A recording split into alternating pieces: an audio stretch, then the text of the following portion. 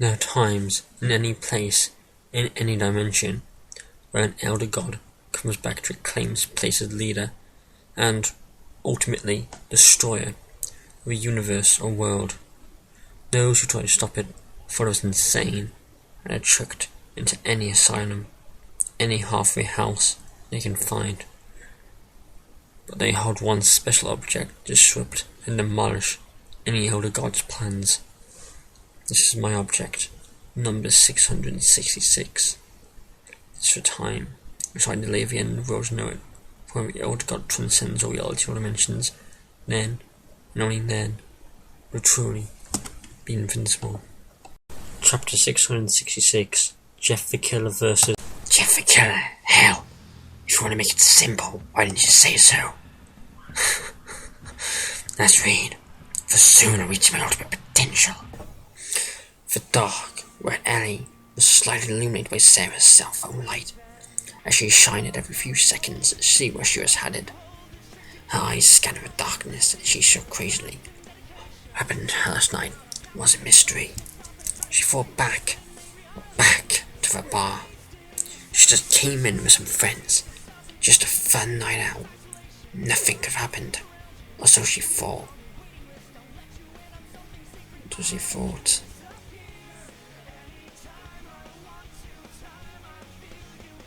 Nothing could have happened, or so she thought. Now, she was trembling, walking from building to building in the favorite morning. Again she thought back, but everything was a blur. She passed an old ratty motel and a pub. Sarah made her way to the outskirts of the neighborhood around a heavily wooded area. She walked, clenching her eyes shut tight for moments at a time. She was huddled into a coat of warmth as a cold wind covered her for what seemed like eternity. Just as her eyes took cover her eyes, something shined out of the corner of her vision. She instantaneously flashed her eyes open once again, and her pupils became wide. She looked around. Nothing stood out in the blackness and rain. She spun around and continued her way back, hoping she would make it home. She studied her surroundings. She remembered a shortcut she took as a kid when playing hide and seek with childhood playmates. Far from climbing through the woods, the cold woman hesitated, but came to the decision that anything that would get her to warm home quicker is a better way. Sarah headed towards the forest. As she made her way in, first two she laid eyes on had been marked. What was unmarked in the tree mystified her, what looked like a circle or an X inside.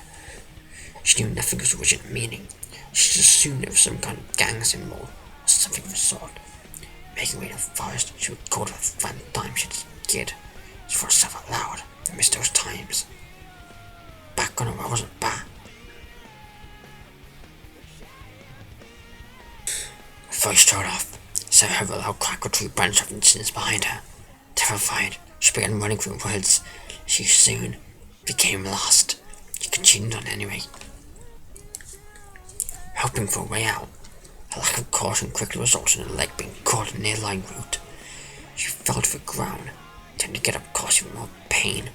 She twisted her ankle.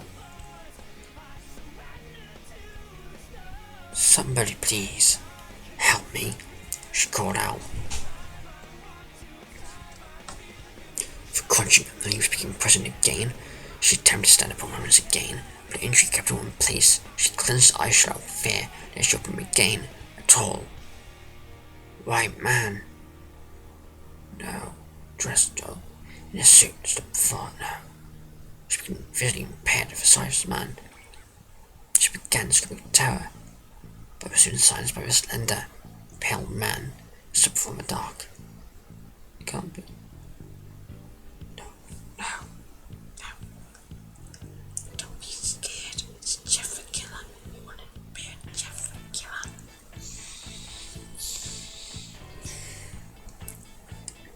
4 o'clock. What once was a young boy, now was a cold-blooded psychopath. Jeff the Killer just finished what he called his daily rounds. The slaughtering of innocent people is almost all that flooded Jeff's mind. He dragged his feet up the red cement as he entered what he called his home for years. Jeff stepped forward into a world of tragic memories, clutching 2 whiskey bottles in hand.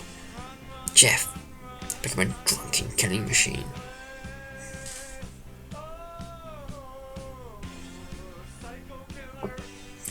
His brain was filled with a scent of murder. One thought that had crossed his psychotic mind had been there since day one.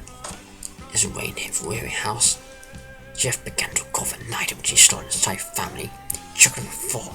It was for the insanity he may have thought about regret. Remorse had taken the lives of the people once left, but it was impossible at this point. Jeff saw one thing and one thing only: death. 5 or 6 in the morning, took another swig of his alcohol. What the fuck am I sitting here for? Jeff buzzed. As he got up to make his way at night, he swerved a bit, took another chug of his whiskey. The alcohol's warm, bloody lips. Felt an odd sensation. As soon as it hit him, he saw him grew, gazing up fast beyond the house. Jeff checked his pockets, cigarettes, a lighter, and, of course, his knife. Jeff knew that something wasn't right. The feeling got his mixed urge to kill again, something far different than what he had ever felt before. He stormed out of his home, to the cold, wet night. Jeff was now on a dark street. His only light source being a lamp illuminating the road. The rain, still pouring, hit Jeff's back. He started moving in the direction of the forest. He struggled a bit, his alcohol consumption night being extremely high. The killer approached the desolate forest. Before he entered, took a quick glance to the left. Jeff was not far from the cemetery, trembled towards it. Thought in his mind almost like wind in a breezy afternoon. The last piece of his family was only a feet away, and it beckoned him. Moved his feet away from the forest towards the graveyard. Slowly Jeff walked, yet took a few times spent him a short distance. He approached the grave. Jeff grazed over one earned death. His jacket being covered in blood and remains of victims. Jeff simply grazed over a cold stone of granite. His vision was too distorted to make out any soul words. Because of this, he stood and stared. Jeff's insides began to feel uneasy. His throat became dry. The same feeling from just minutes before. Jeff stumbled back to the forest, while trembling towards woodland. His eyes wandered to a tree a few feet farther out from the others. What looked like a small grey piece of paper could be seen hanging by a nail. His eyes blurry. He was unable to read it. It was not dim neither. Crept in the darkness slowly. Almost recognized the place. The others drew home. Squeezing his 2 whiskey bottles, he stood in the forest in drunken haze. Jeff admired the darkness, reminded by a black hallway. One of a murderer. He could easily slash the necks of victims without being seen. As he continued walking, Jeff became a way evacuated. The empty blackness swirled on him. Muttering to himself in a monotonous gibberish, he continued to trot. Something felt a bit odd. The crunching in the leaves seemed too loud to account for one person. Jeff felt as if something was lurking beyond his line of sight. Who's there? Jeff growled. An abundance of noise could be heard, but nothing out of the ordinary. The chirps of crickets grew louder as Jeff studied his surroundings. Come on, chicken, don't you like games and hide and seek at all? As Jeff announced this, a quick rustling from a nearby bush could be heard. He slashed it before the sound could come to a silence in his own. Jeff then saw his end of the sound inside town.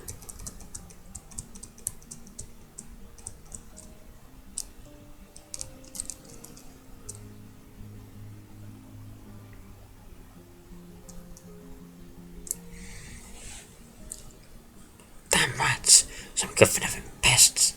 Jeff proclaimed his roaring scurvy with leaves. After he had seen one in a bush, he continued the midnight stroll.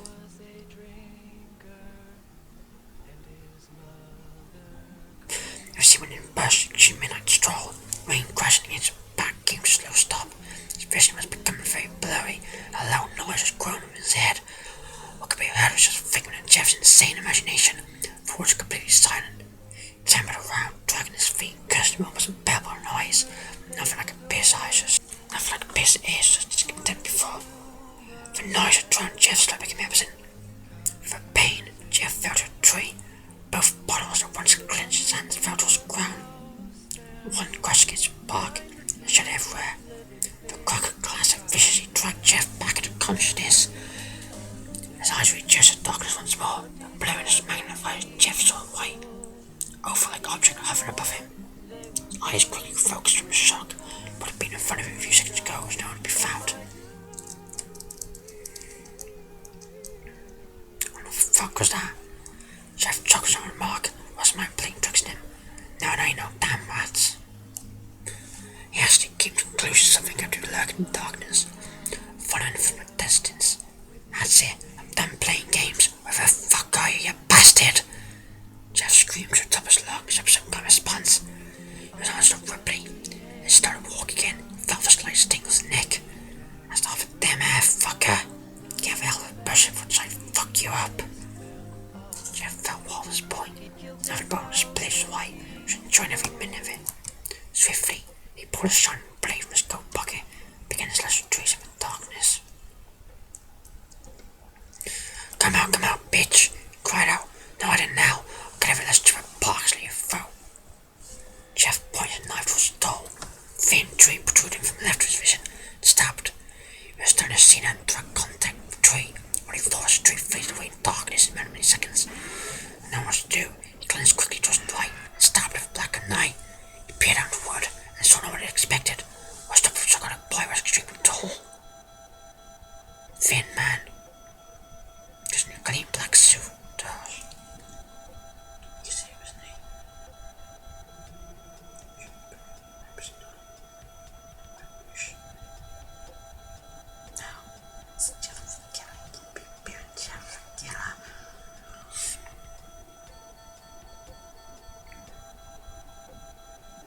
So that Jeff can make him time.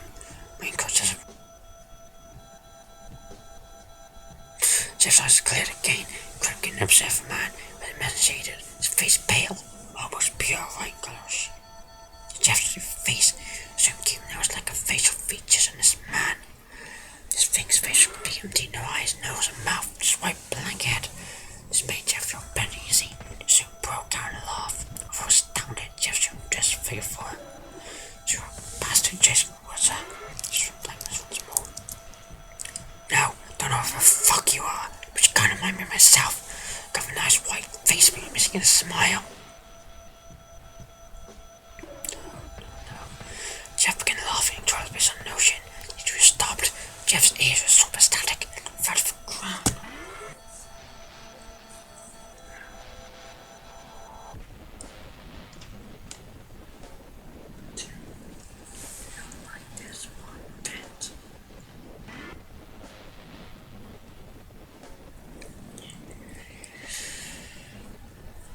His strong complete darkness in his cleanses with mercy. Figured Jeff very question was now causing Jeff extreme pain. A place where his eyes should have been staring directly at Jeff's. At that point Jeff snapped. He broke through in pain to his knife once more and began slashing. His arms moved futile as the man moved running out of time at all, almost teleporting from place to place to fight for attacks. The tall man began to fight back. Jeff just now began noticing tendrils hanging, shins him in the back of his dagger. He grabbed a Jeff and he was sponsoring his knife when it came near him.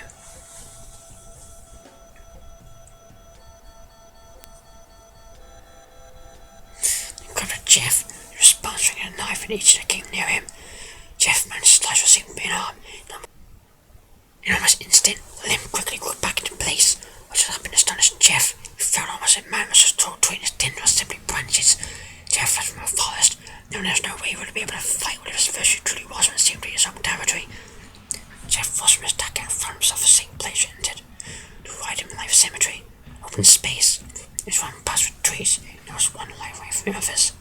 The same tree from before, he went out with instinct, and now it seemed distance before. Trying to use words at night, told me to his burning areas to call him the Slenderman. No.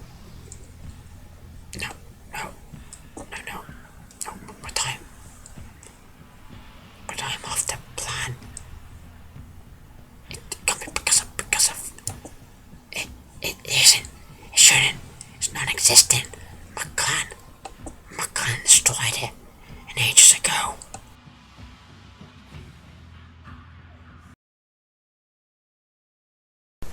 No, that's where you're wrong, you see. Whilst you were planning, I was stalling, and you came back. For you see, the true title is Jeff the Killer versus the Slenderman, and you should know that you were on way out. I thought it was just a matter of time. You thought you will forever. Long Live the king and... Don't spare for losing now, eh?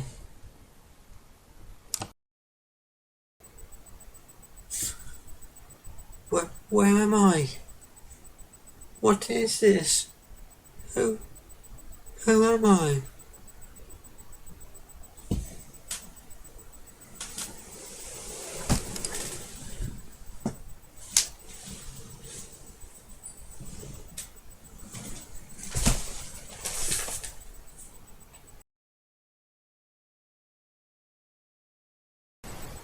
Well, I guess I may continue a story.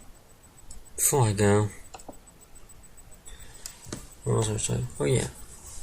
Do not enter these woods at night. Some man has been spotted on seriously. Some call him Slenderman. Beware and enter at your own risk. Whatever being had stalked from woods for was referred to as Slenderman. The name fit perfect description of a tall white figure.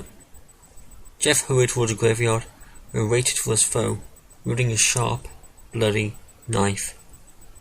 Jeff's wish had been granted, as the Slenderman approached from woods. It seemed as if it was hesitant to leave his home court. Despite its hesitance, it left the area anyway, and quickly rushed towards Jeff. The psychopath's instincts started to come back, and he jumped towards the tall man. Jeff was quickly grabbed by his enemy, thrown against a nearby tree. Jeff proceeded to swing again at the tendrils that had grabbed him. He was able to slash at one of the Slenderman's main arms. Blood oozed from a deep cut. The white figure showed no emotion, and began snatching at Jeff once again. As he continued to smash Jeff against trees and slabs of rock, Jeff's knife slipped from his grip and fell to the ground with Jeff. Colliding with the ground, Jeff's knife slid in his own stomach in a matter of seconds. Blood poured from the wound, and soon the ground was covered in a red liquid. He stopped with a jolt. Is that the best you got, Slendy? I've taken worse beatings from my father's belt. You weak twig arms. The Slenderman remained silent, but continued fighting. The man reached for a piece of granite from a tombstone. Before he could take hold of it, Jeff jerked the knife from his gut and flung it directly at Slenderman. Jeff's accuracy was precise, and sliced off from a man's limbs. Slenderman's left arm was completely gone, as it fell to the ground with a thud. It was quickly met by thick blood that barraged from his shoulder. It was completely drenched in blood. Slenderman briskly disappeared into the darkness, but eliminated behind Jeff. In his right hand he had a broken piece of granite, and he proceeded to slam into the side of Jeff's head. Jeff fell to the ground once again, almost knocked unconscious. He was not left there for long before he was seized by his assailant and thrown against his grave. The stone exploded and impacted Jeff. Standing up once again, Jeff's eyes focused on the name of the grave. As his eyes crossed the name of the granite, his black eyes widened. The words written across the grey slab were recognised by Jeff in an instant. It read out his brother's name, Lou. Something was coursing through Jeff. Rage filled him within an instant, and he lashed out at Slenderman at extreme speeds. Jeff's knife was slashing through the suit, as well as pale skin. Slenderman began teleporting towards the forest. Come on, bitch, I'm not finished with you yet. Jeff hollered. I'm gonna help you get to sleep, Randy. Look awfully tired. Whatever was flowing through Jeff caused insanity to go into an overdrive state. He had become delusional. He ran at Slenderman and back into the forest. He rushed through the woods, not observing his environment whatsoever. Jeff was deep into the forest, still pursuing the man. Slenderman continued warping around the forest. Jeff's lack of caution caused him to trip on a branch lying in his way. As he crashed into the ground, shards of glass pierced him, and the contents of his pockets were thrown out. His items scattered the ground. as Jeff locked up with his mangled, bloody face. The scent of alcohol graced him. Jeff knew that he had been here before, fallen on his tree and dropped his bottle. Jeff desperately searched the ground for his knife. He felt his hand grab hold of something warm, what he hoped was his blade. Jeff had grabbed his lighter. He quickly scrapped at it, hoping that small flames would provide a source of light. His bloody hands covered the plastic in red liquid. After many desperate attempts, a small, orange flame was produced. Jeff threw the lighter out in front of him as he attempted to find his knife that lay close to him. Before he could make another movement, Slenderman appeared before him.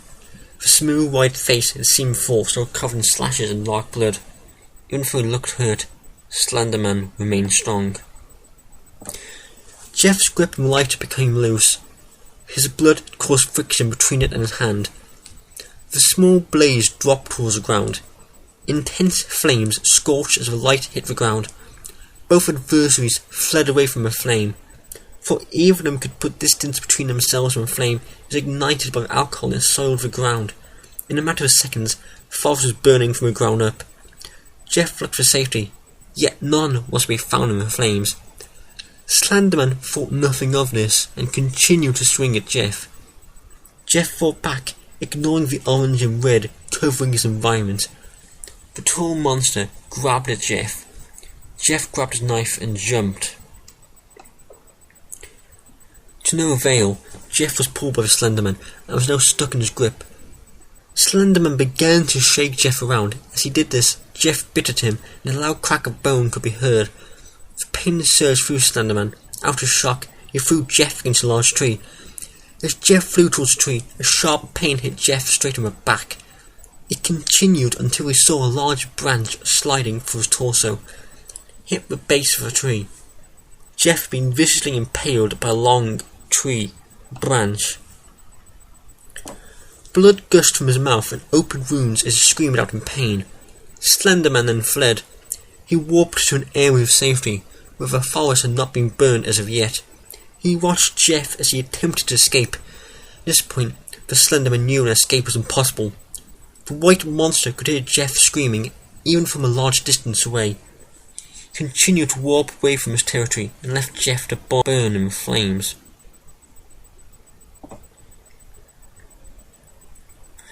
The blaze became brighter and surrounded Jeff. Struggling to avoid the intense heat, he violently slid his body from a tree. Fire engulfed Jeff. Everything swirled around him. He became wrapped up into the flames. There was no hope for Jeff. He lost his mind long ago, yet this was something different. He had reached his limit, and his state of mind burned just as the forest did. A young girl by the name of Sarah Burgess has been reported missing. She was last seen at Drop and Bar and Grill at around 9 o'clock p.m. If you have any idea and whereabouts of Sarah Burgess, please call the station at 404-835-HELP 4357. In other news, a major forest fire has broken out in the local area. The cause has not yet been discovered. Investigators are studying remnants of the forest. The fire has been extinguished. This will hurt much of animal life found in once heavily wooded forest. We'll bring more on this story as it comes. Mark turned off television, slumped on his couch cushion. Hey honey, you want to go take a look at the forest? Well, what's left of it? They put out a fire to burn the damn thing to the ground. There's also a girl missing. Maybe we'll see her out there. Can we do a